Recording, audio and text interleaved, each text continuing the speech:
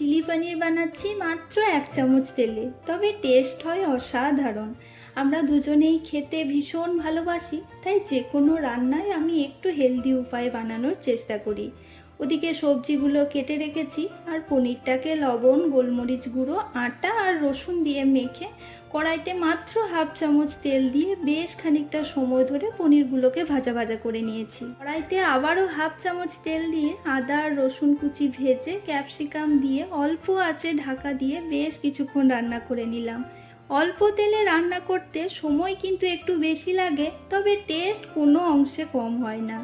রান্না করতে করতেই দিলাম ডাবের জলে চুমুক।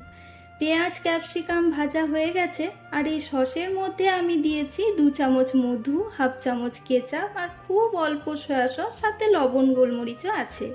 এরপর ভাজা পনিরগুলো দিয়ে জল দিয়ে ফুটে উঠলেই ধনেপাতা ছড়িয়ে দিলেই আমাদের হেলদি এবং টেস্টি চিলি পনির রেডি।